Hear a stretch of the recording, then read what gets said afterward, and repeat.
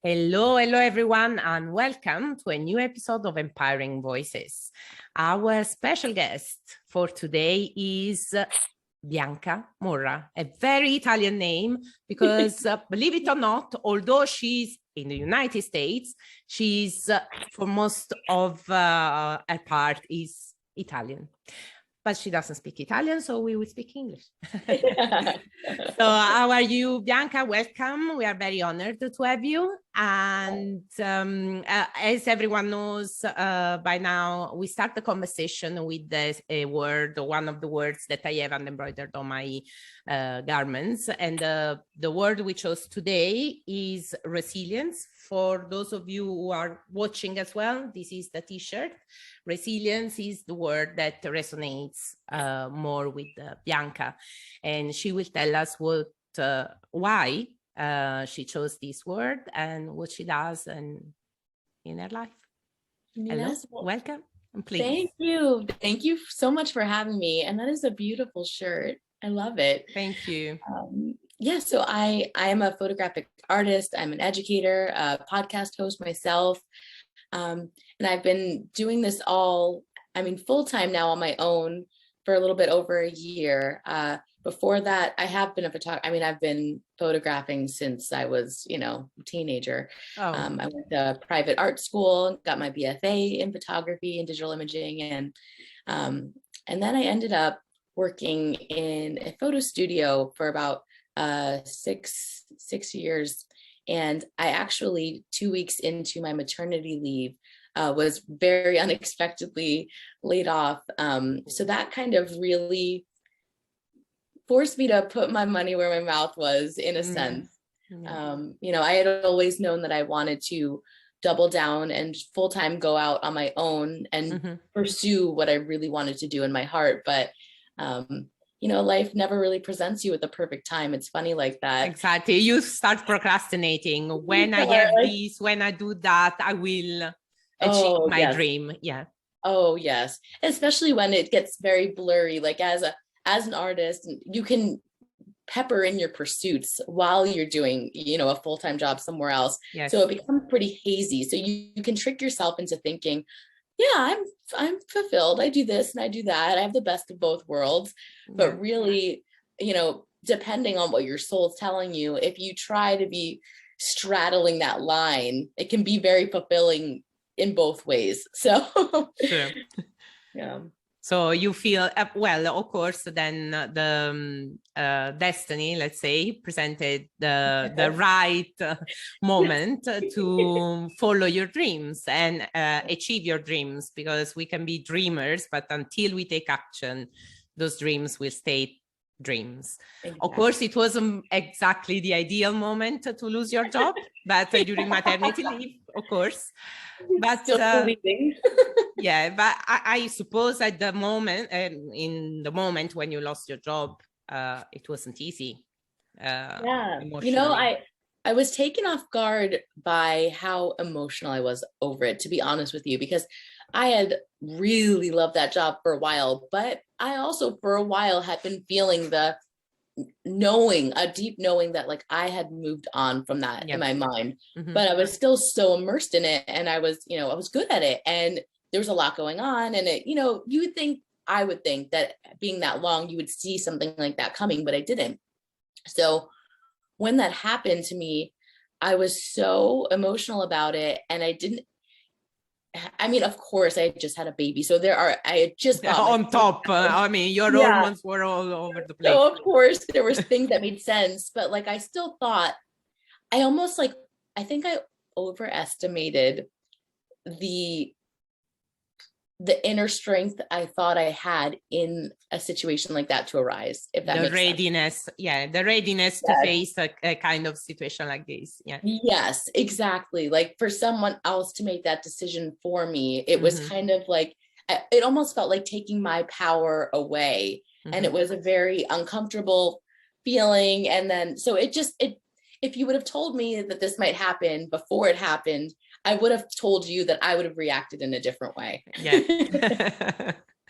Of course, because you feel more confident because it's not reality. But Yeah. until we are in the situation, it's very Yes. difficult to judge and know the But reaction.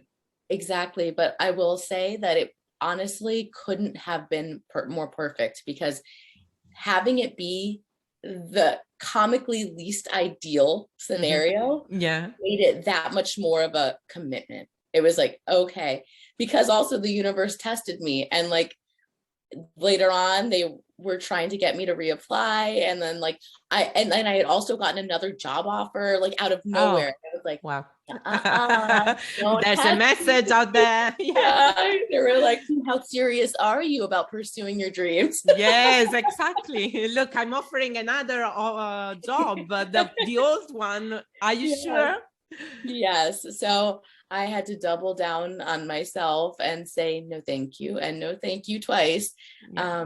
And yeah, I've been on that ride ever since. And I'll tell you that resilience resonates so strongly with me, because at this point, I know it as a way of life. Like, it's not just something that you have and that makes things easier for you. Like, well, she's just a resilient person. It's no, it doesn't matter whether you have that innately in you or not. It is something that you have to work on. It's like making the choice to love someone every day, even when stuff gets hard. It's like Exactly. making a It doesn't choice happen by magic.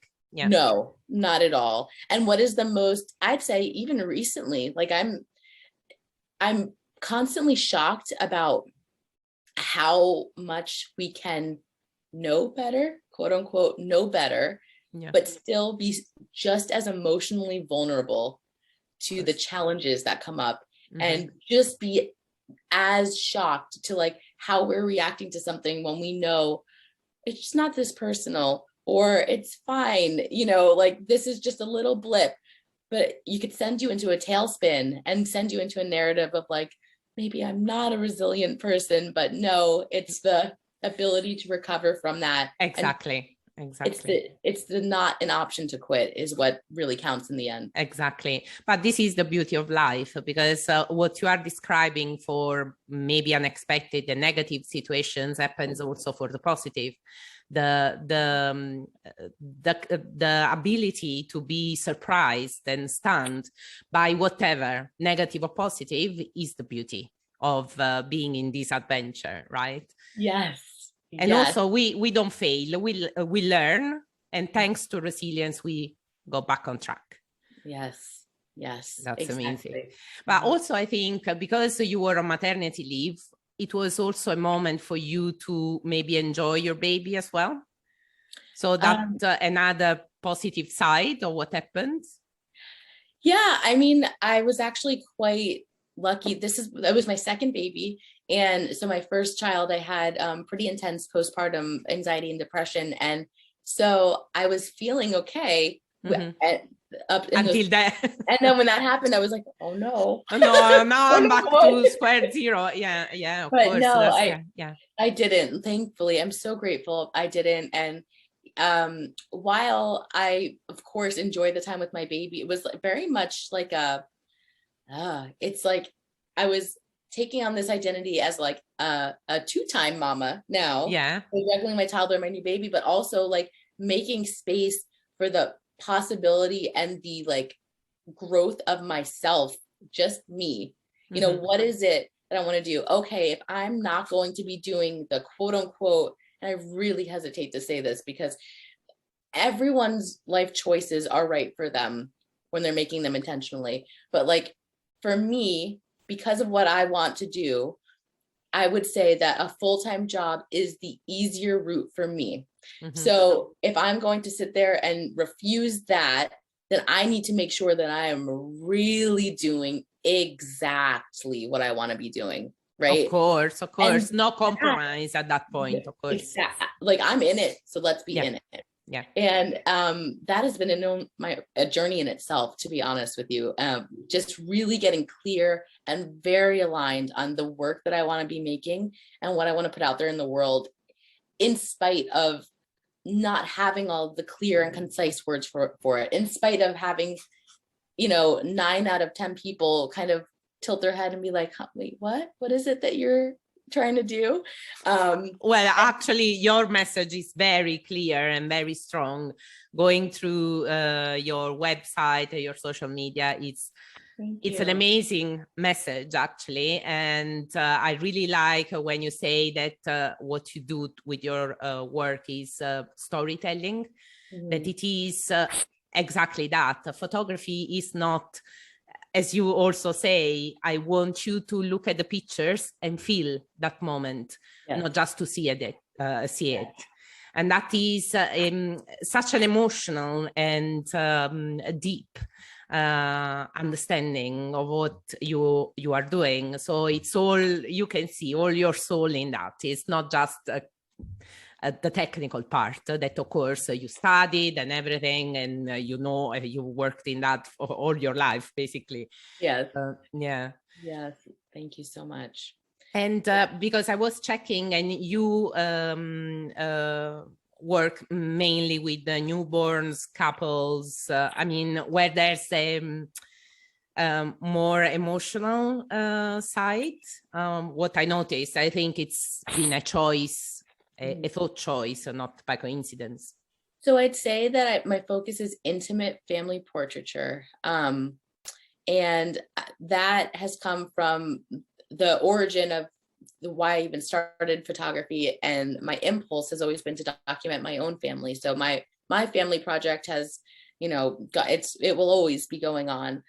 So I really like to see and be able to start to create that for others. But in that, I've noticed a resistance in myself to, not a resistance, but like a yearning to make it more than that. When the perception of, I'm getting my yearly photo shoot done, or my, twice a year photo shoot done, and I did my due diligence.